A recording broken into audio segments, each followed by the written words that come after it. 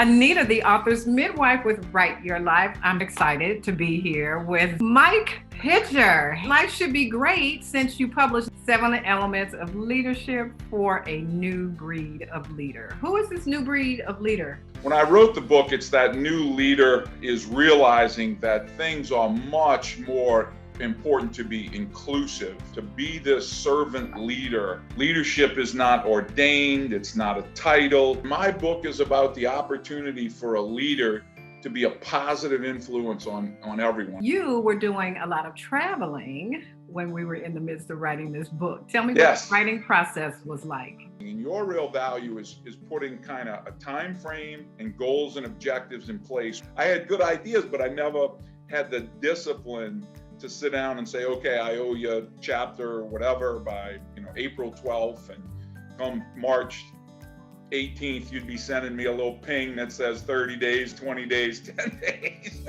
But I think the piece of that was discipline.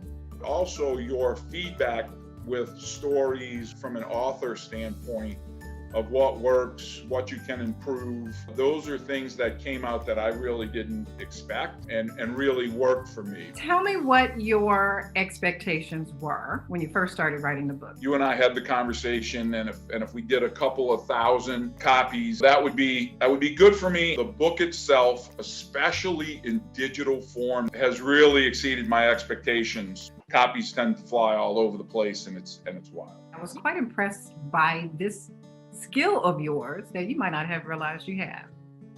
And that is your keen storytelling ability. A mentor told me, hey, when you get to a certain level, storytelling is critical, because numbers are just numbers, but stories, they remember the way the story made them feel. Did they laugh? Did they cry? Were they excited? Were they motivated? I've realized the power of stories. Some of the feedback I've gotten from people that have read the book was, hey, Mike, you're pretty vulnerable in that book because you talk a lot about your mistakes.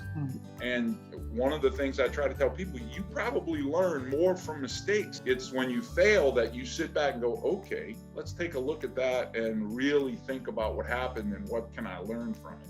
What else do you want to share? It seems like a daunting task when you say, hey, I'm going to write my first book. When you work with a coach, when you work with somebody that holds you accountable, there's so much more additional benefit than simply publishing a book, that it's just a very rewarding experience to get it done.